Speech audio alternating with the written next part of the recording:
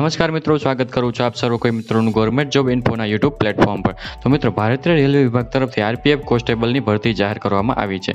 તો આ ભરતી વિશે તમામ પ્રકારની માહિતી આ એક જ વિડીયોમાં મેળવીશું। તે પહેલા વિડીયો ગમે તો લાઇક અને શેર કરી દેજો, ચેનલમાં નવા હોય તો ચેનલને સબસ્ક્રાઇબ કરી દેજો। તો ચાલો મિત્રો, વિડીયોની શરૂઆત કરીએ। મિત્રો, આ જે ભરતીનું નોટિફિકેશન છે તે ભારતીય રેલવે વિભાગ તરફથી જાહેર કરવામાં આવ્યું છે। અહીં મિત્રો, રેલવે વિભાગમાં આરપીએફ એટલે કે રેલવે પ્રોટેક્શન ફોર્સમાં કોન્સ્ટેબલની જગ્યા ખાલી છે તે જગ્યાઓ ભરવા માટે લાયકાત ધરાવતા ઉમેદવાર પાસેથી અરજીઓ મંગાવવામાં આવી છે। તો સૌથી પહેલા ચર્ચા કરું છું કંઈક અગત્યની તારીખ હોય છે।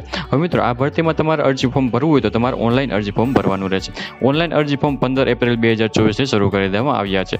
15 એપ્રિલ 2024થી લઈને 14 મે 2024 સુધીમાં તમારે ઓનલાઈન અરજી કરી દેવાની રહેશે। ચર્ચા કરેલી પગાર ધોરણ વિશે કે કોન્સ્ટેબલની જે પોસ્ટ છે તો તે પોસ્ટ માટે ઉમેદવારને પે લેવલ 3 મુજબ 21,700 થી લઈને 69,100 સુધીનું પગાર ધોરણ છે તે મુજબ પગાર મળવાપાત્ર રહેશે। ચર્ચા કરેલી મિત્રો જગ્યા વિશે કે કુલ કેટલી જગ્યા છે અને કેટેગરી મુજબ કેટલી જગ્યા છે। તો મિત્રો, કુલ જગ્યા 4,208 જેટલી જગ્યા પર ભરતી જાહેર કરવામાં આવી છે। જેમાં મિત્રો પુરુષ ઉમેદવાર માટે કુલ 3,577 જગ્યા છે અને મહિલા ઉમેદવાર માટે 631 જેટલી જગ્યા છે। આમ કુલ 4,208 જેટલી જગ્યા પર કોન્સ્ટેબલની ભરતી જાહેર કરવામાં આવી છે। વાત કરી એજ્યુકેશન ક્વોલિફિકેશન એટલે કે શૈક્ષણિક લાયકાત વિશે। અરજી ફોર્મ ભરવા માટે ઉમેદવારની શૈક્ષણિક લાયકાત કેટલી હોવી જોઈએ? તો અહીં ઉમેદવારે કોઈ પણ સરકાર માન્ય બોર્ડમાંથી ધોરણ 10ની પરીક્ષા પાસ કરેલ હોવી જોઈએ અથવા તો તેને સમકક્ષ પરીક્ષા પાસ કરેલ હોવી જોઈએ। ચર્ચા કરેલી એજ લિમિટ એટલે કે વયમર્યાદા વિશે। તો અહીં અરજી ફોર્મ ભરવા માટે ઉમેદવારની ઉંમર કેટલી હોવી જોઈએ? તો અહીં ઉમેદવારે પોતાની ઉંમરની ગણતરી છે 1/7/2024 ને ધ્યાનમાં રાખી કરવાની રહેશે। 1/7/2024 રોજ ઉમેદવારની ઓછામાં ઓછી ઉંમર 18 વર્ષ અને વધુમાં વધુ 28 વર્ષની હોવી જોઈએ। પરંતુ મિત્રો, જે અનામત વર્ગના ઉમેદવાર છે તેમને સરકારશ્રીના ધારાધોરણ મુજબ ઉંમરમાં છૂટછાટ મળવાપાત્ર રહેશે।